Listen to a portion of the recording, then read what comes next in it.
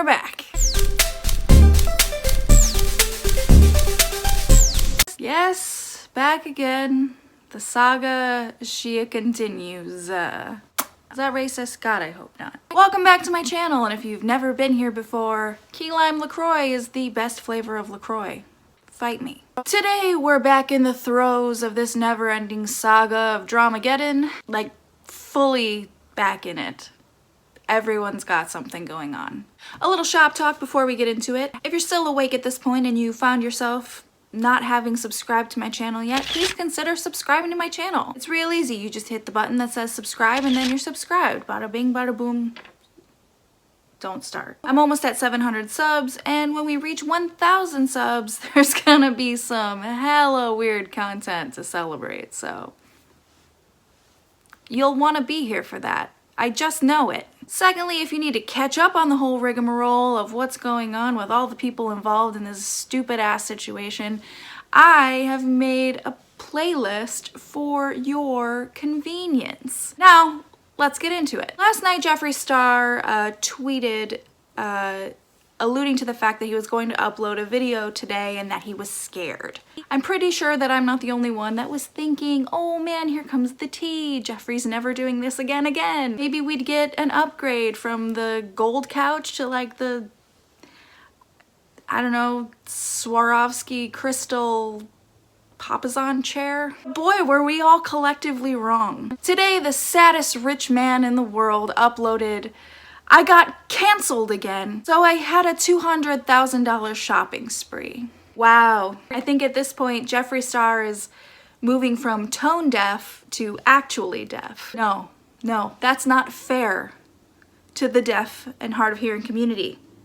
He is so tone deaf, he has just lost his fucking ears. He had them mounted on a wall in his office, imprinted with the Louis Vuitton logo.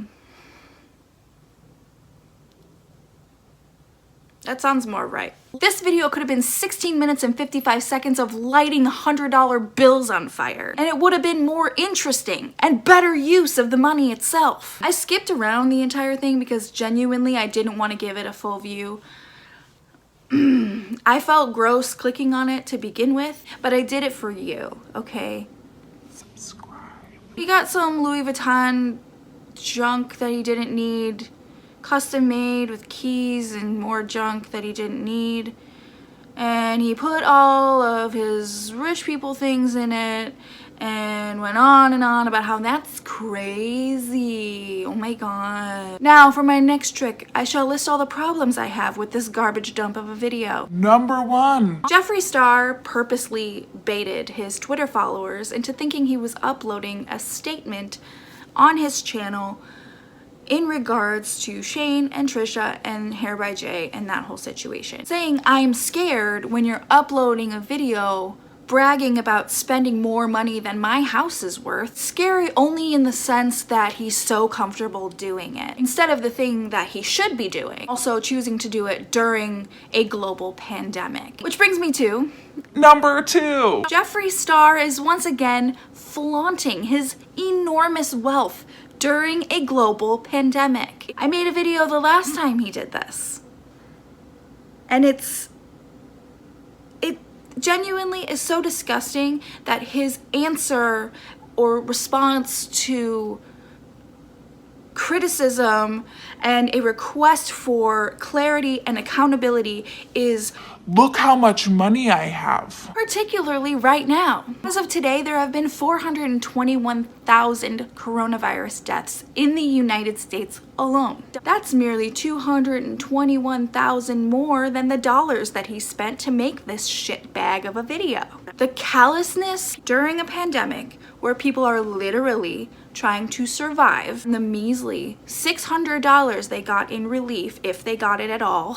I didn't. After almost a full year of not receiving any type of financial assistance. It's staggering. Mind you, some of these people have lost their jobs, their businesses, their homes, their savings, their family members and friends, or even their fucking lives. I know, like, not giving a fuck is always like the cool guy option, but like, maybe right now, the answer to your problem isn't, look how much fucking money I can blow in a day. Maybe instead, sit down in a chair made for regular people and talk like a person about the issue at hand. Or maybe go check on your conspiracy palette stock at your local TJ Maxx. And don't come at me about how Jeffree Star gives money away on Twitter. A day or two of throwing pennies at peasants once every couple months does not a humble man make.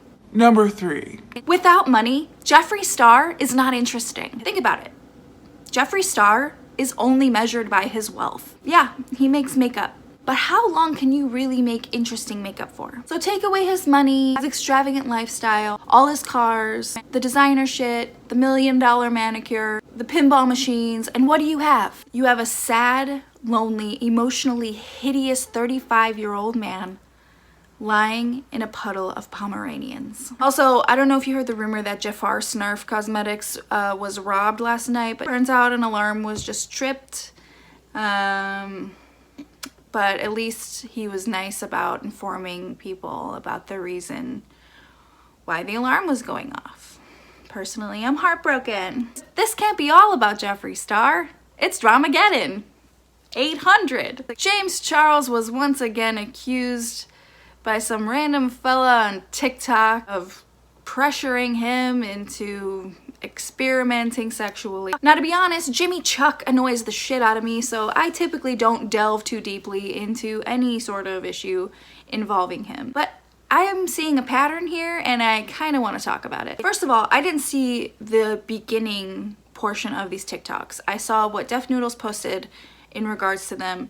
The TikToker deleted the TikToks in question, and we'll get to that. But I want to know how this conversation came about, and here's why. I have a hypothesis. Without a degree of victim blaming, we can objectively note that a similar situation with James Charles has happened before. Dramageddon 2.0. However, there have also been many instances of straight men queer baiting James Charles. And I'm sorry, but judging by the screenshots that James Charles has shared, I'm inclined to believe that this is one of those times. What are the takeaways of this? James Charles needs to stop looking for guys on social media. Period. Full stop. It's inappropriate on the level of parasocial relationships, first of all. I don't think that it's healthy. Any legitimate inquiries he may be receiving in that area are people who watch his videos, so they already have that parasocial relationship. I feel like that's unsafe, and clearly it's way more trouble than it's worth. Also, maybe, I don't know, straight white guys could stop trying to queer bait James Charles for fucking clout. And speaking of baiting people, I assume Gabby Hannah was really good at that vague lyric MySpace post back in the day, because her purposely evasive tweets during this Dramageddon part 807 are just next level evasive. However, if I'm reading this particular indeterminate tweet correctly, it does read like a statement on the situation. Lots of people who I was there for in their hardest times who weren't there in mine. That's a really weird sentence that doesn't really make sense. I was hurt by that for a while, feeling blessed by it now. Remove the clutter, make space for what matters. And I feel like this could either be about Trisha or Shane or both. I know she and Shane were close for a hot minute. Gross. And remember, Gabby has a hell of a lot of disillusionment about how much she was there for Trisha and how supportive she was of Trisha. You know, like back when Trisha definitely asked her to write her a song. Either way, it's a big fuck you to whoever it's about, and that's that on that. Last but not least, Trisha Paytas and Ethan Klein delved a little further into the situation at hand, the larger situation, the kickoff to this whole goddamn thing. On the Frenemies podcast that came out today, and they sort of went through Ryland's statement that he made on his podcast, The Sip. You know, the episode where he gaslit her the whole time and then proceeded to turn off the likes and the comments on the video like a literal fucking coward. Basically, Trisha said that she just outright no longer supports Shane She hates that she did. She didn't realize what a shitty person he was. She takes back all the blind support she offered him over the years. And then she and Ethan ate grilled cheese and peanut butter sandwiches and played trivia. And my God, I really do like the Frenemies podcast. I really like the relationship between Ethan and Trisha. I think it's really sweet. Anyway, that's all I have for you today. How do you feel about Frenemies? Do you like it? What do you think of Gabby Hannah's statement? What's your take on the James Charles sitch? Jeffree Star's the goddamn worst. That's not a question, and it's not up for debate. So feel free to agree with me on that and let me know about all the other stuff down in the comments. If you liked this video, if it made you chuckle, if it made you wince at the thought of Jeffree Star, if it made you think about the fact that James Charles, his teeth don't completely fit in his mouth, if it didn't make you want to throw your device at a plate glass window, please give the video a like. The last one tanked because it was about JoJo Siwa, but I saw that coming. It's fine. It's fine. It's fucking Fine. If you didn't like this video, smash the fuck out of that dislike button on your way out, okay? Please subscribe if you haven't already. I make videos whenever I feel like it. I hope you all have a mediocre day, and I'll see you in the next one. Get the fuck out of my house.